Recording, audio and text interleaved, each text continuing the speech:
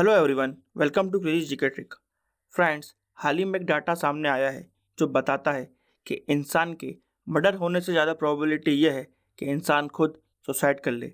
Friends, ये data World Bank, United Nation Office on Drugs and Control and Our World in Data, इन तीनों संस्थाओं ने मिलकर इस डाटा को निकाला है और ये डाटा और रिपोर्ट हमारे सामने कुछ चौंकाने वाले फैक्ट्स सामने रखती है। तो फ्रेंड्स, आज हम इस वीडियो में देखेंगे कि क्या डाटा है सुसाइड रेट को लेकर। हम यहाँ पर suicide rate and murder rate का कंपैरिजन भी करेंगे।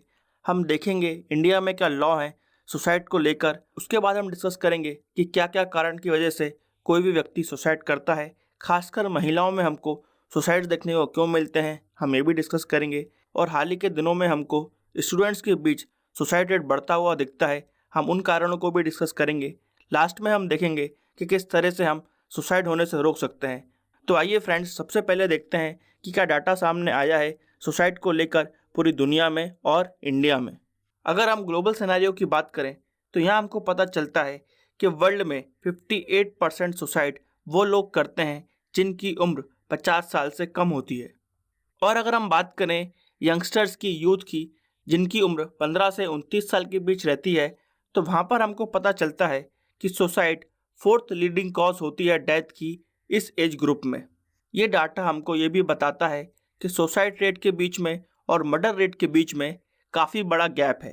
फ्रेंड्स, जब भी हम सुसाइड रेट या मर्डर रेट की बात करते हैं तो यहाँ पर हम जो भी फिगर देखते हैं वो पर लैख पॉपुलेशन के हिसाब से देखते हैं, इस बात को ध्यान रखिएगा।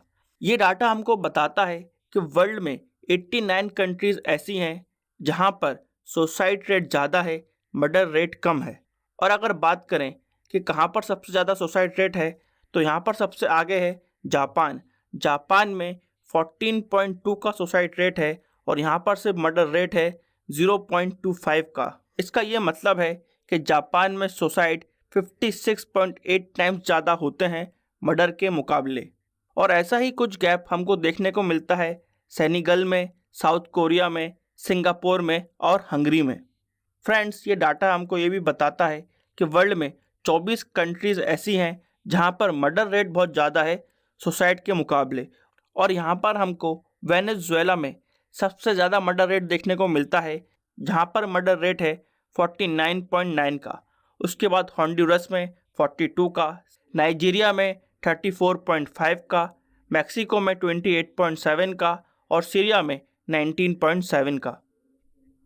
और अगर हम बात करें डेवलप्ड कंट्रीज़ की तो यहाँ पर हमको फ्रांस में सबसे ज़्यादा सुसाइड रेट देखने को मिलता है जहाँ पर सुसाइड रेट है 12.5 का और यहाँ पर मर्डर रेट है सिर्फ 1.3 का।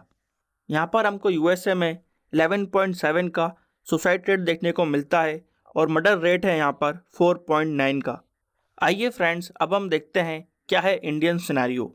फ्रेंड्स, अगर हम इंडिया की बात करें तो इंडिया में हमको सुसाइड रेट देखने को मिलता है 11.3 का और मर्डर रेट देखने को मिलता है 2.5 का। इसका यह मतलब है कि इंडिया में लगभग 5 गुना ज़्यादा जाने जाती हैं सुसाइड से मर्डर के मुकाबले। और इंडिया के अंदर हमको सबसे ज़्यादा सुसाइड रेट देखने को मिलता है केरला का, जहाँ पर सुसाइड रेट है 24 का। इसका यह मतलब है कि 1 लाख की पॉपुलेशन में से 24 लोग हर साल सुसाइड करते हैं केरला में। और इंडिया में अगर हम देखें कि सबसे ज़्यादा मर्डर रेट कहाँ पर है तो वो हमको देखने को मिलता है झारखंड में, जहाँ पर मर्डर रेट है 4.2 का।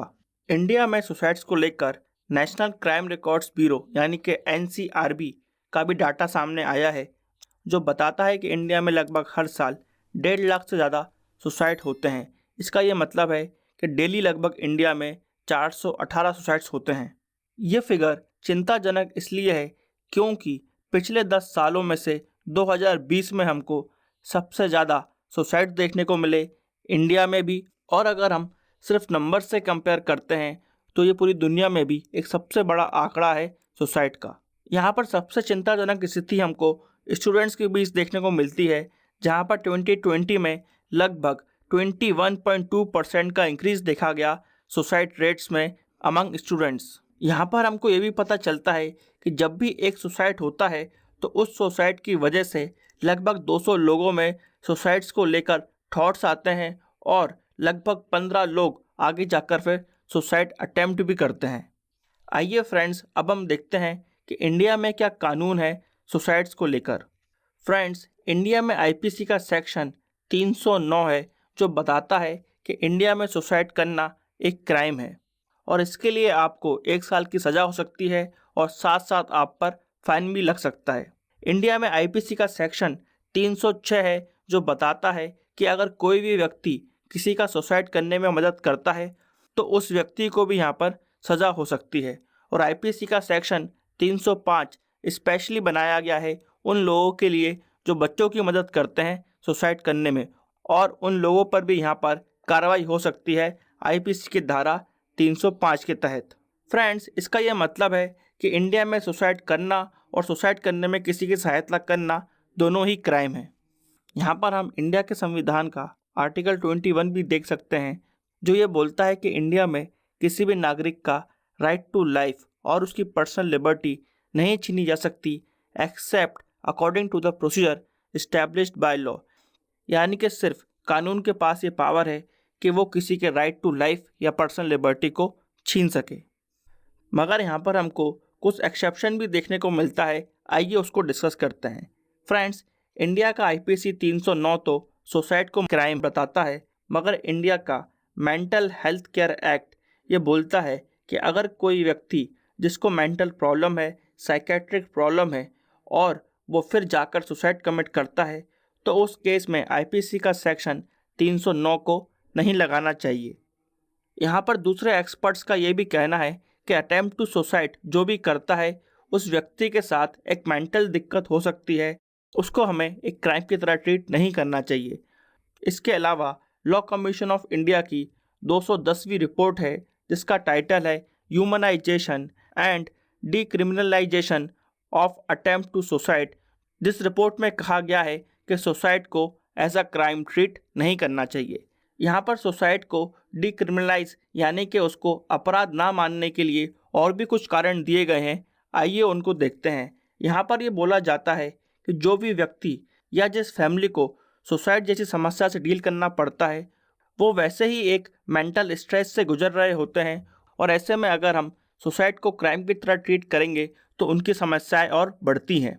यहाँ पर ये बोला गया है कि सुसाइड को बहुत संवेदनशील तरीके से और एक मानवीय तरीके से उसको डील करने की ज़रूरत है। हमको ये भी देखने को मिलता है क्योंकि सुसाइड एक क्राइम माना जाता है इसलिए सुसाइड को रिपोर्ट नहीं करते हैं लोग और ऐसी बातों को छुपाया जाता है जिसकी वजह से हमको एक एक्यूरेट डाटा देखने को नहीं मिलता और एक्यूरेट डाटा की कमी के होने की वजह से हम बेटर पॉलिसीज़ नहीं बना पाते हैं सुसाइड को लेकर। आइए फ्रेंड्स, अब हम देखते हैं कि क्या क्या कारण होते हैं जिस वजह से कोई भी व्यक्ति सुसाइड को कमिट करता है। यहाँ पर साइकेट्रिक इलनेस यानी कि मानसिक रूप से बीमारी को सबसे बड़ा कारण बताया जाता है सुसाइड्स का। लोगों के अंदर डिप्रेशन होना या और भी किसी तरह का मेंटल डिसऑर्डर होने की वजह से उनके अंदर सुसाइडल टेंडेंसीज डेवलप होना चालू हो जाती हैं। ऐसी टेंडेंसीज हमको खासकर उन लोगों के अंदर देखने को मिलती हैं जिनके साथ उनके चाइल्डहुड में कुछ सेक्सुअल या फिजिकल अब्यूज़ हुआ होता है। यहाँ पर अल्कोहल अब्यूज़ और ड्रग अब्यूज़ की वजह से भी सुसाइडल टेंडेंसीज आने की बात कही गई है। इसके अलावा लाइफ में स्ट्रेस होने की वजह से भी सुसाइड्स की प्रॉब्लम देखी गई हैं।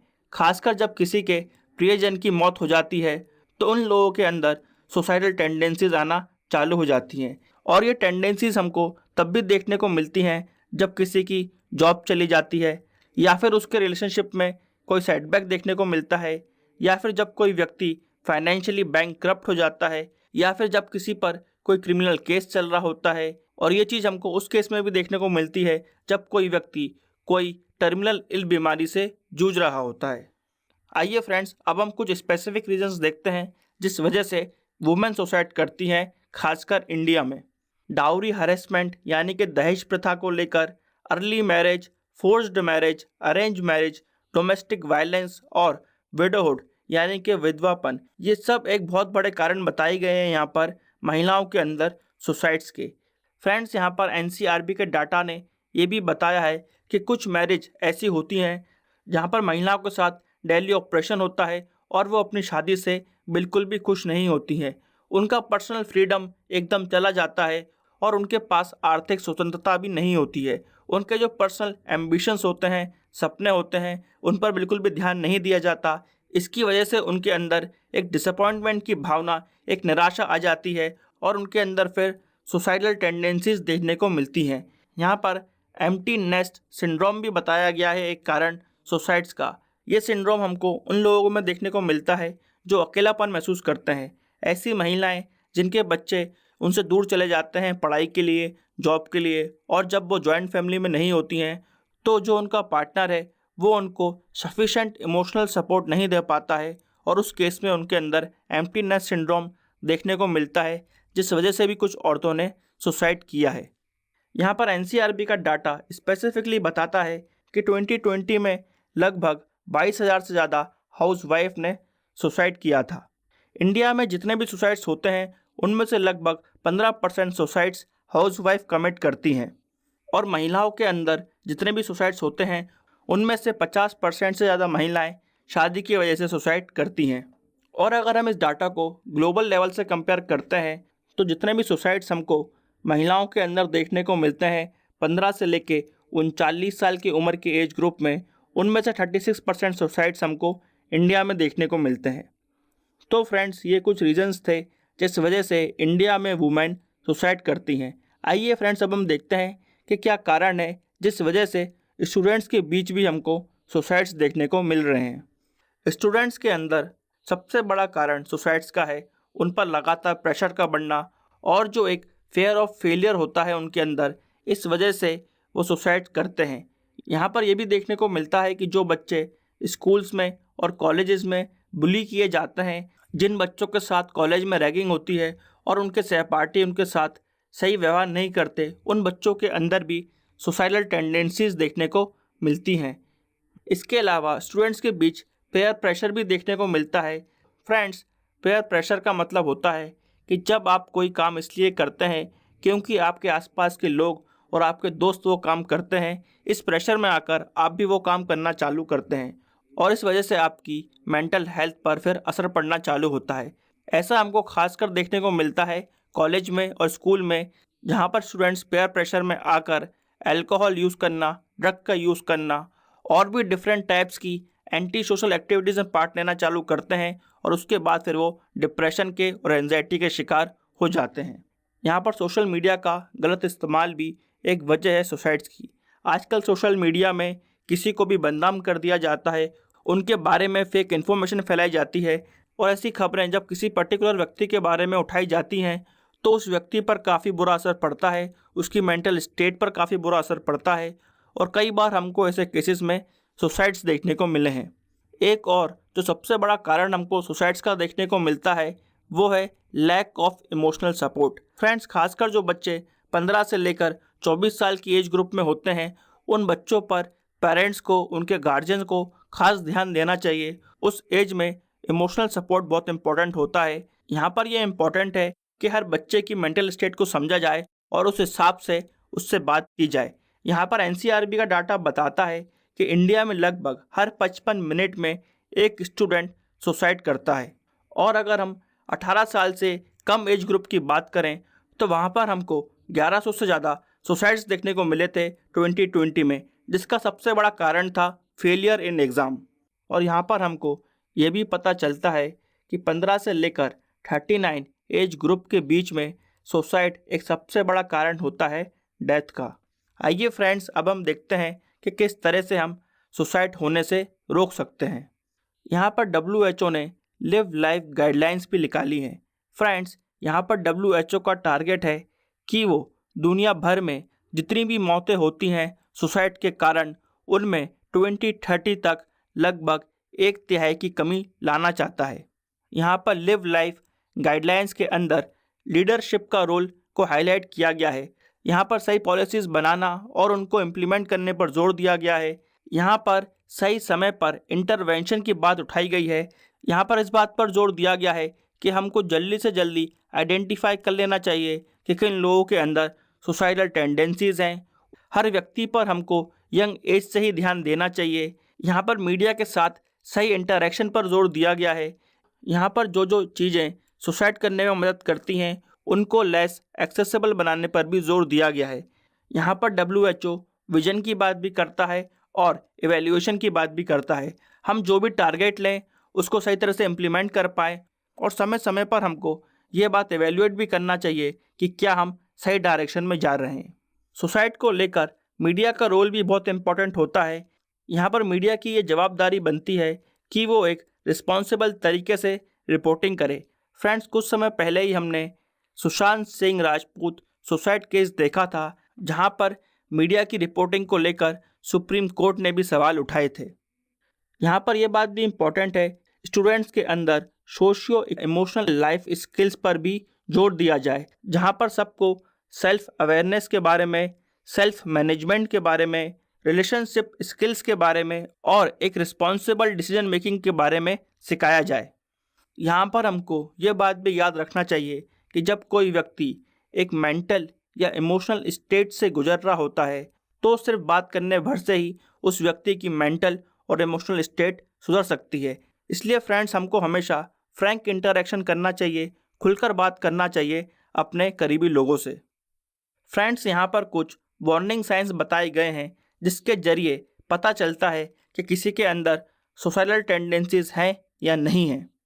जैसे अगर किसी का अचानक एकेडमिक परफॉर्मेंस गिरता है या फिर उसके अंदर डिप्रेशन, मूड स्विंग देखने को मिलता है, किसी के अंदर निराशा दिखना, या फिर जब कोई व्यक्ति लगातार मौत के बारे में, डेथ के बारे में बात करता है, किसी के अंदर एंजाइटी देखना, चिंता देखना, जब कोई अपना गुस्सा या आक्रोश को कंट्रोल नहीं कर पाता है, जब कोई अचानक से रिस्की एक्टिविटीज़ में पार्ट लेना चालू कर देता है, अपने दोस्तों से और फैमिली से मिलना कम कर देता है, जब कोई इस बात की चिंता नहीं करता है कि वो किस तरह से दिख रहा है, क्या हाइजीन है उसका, या फिर जब कोई अल्कोहल का और ड्रग्स का ओवर यूज़ करना चालू कर देता है, या फिर जब कोई अपनी संपत्ति पर ध्यान नहीं देता है और उसको बांटना चालू कर देता है। तो फ्रेंड्स, जब कोई भी व्यक्ति के अंदर ऐसा व्यवहार देखने को मिलता है तो वहाँ पर ये अंदाज़ा लगाया जा सकता है कि हो सकता है उस व्यक्ति के अंदर सुसाइडल टेंडेंसीज आ गई हों। फ्रेंड्स, यहाँ पर गवर्नमेंट ने भी हेल्पलाइन नंबर दिए हैं, जहाँ पर जो कोई भी व्यक्ति के अंदर सुसाइड को लेकर थॉट्स आ रहे हैं या फिर जब वो एक अच्छे मेंटल स्टेट में नहीं है तो वो इन नंबर्स पर कॉल लगा सकते हैं और उनको फिर वहाँ पर गवर्नमेंट इमीडिएटली हेल्प करती है। फ्रेंड्स, लास्ट में यही बात इम्पॉर्टेंट है कि हर व्यक्ति खुलकर बात करे, क्योंकि खुलकर बात करने से अंदर की नेगेटिविटी चली जाती है। और यहाँ पर सबसे इम्पॉर्टेंट बात ये भी है कि हम हमारे आसपास के लोगों की बात खुलकर सुने, उनको जज ना करें और उनको एक इमोशनल कंफर्ट प्रोवाइड करें जिससे वो खुलकर अपनी बात हमसे कर सकें। फ्रेंड्स, आप भी कमेंट बॉक्स में ज़रूर बताइएगा कि किस तरह से हम सुसाइड्स को होने से रोक सकते हैं। यहाँ पर हमने सुसाइड्स को लेकर एक डिटेल्ड डिस्कशन किया है। आई होप आपको ये वीडियो इन्फॉर्मेटिव लगा होगा। ऐसे ही वीडियो देखने के लिए इस वीडियो को लाइक करें, शेयर करें और हमारे चैनल को सब्सक्राइब करें। Till then friends, bye bye and take care.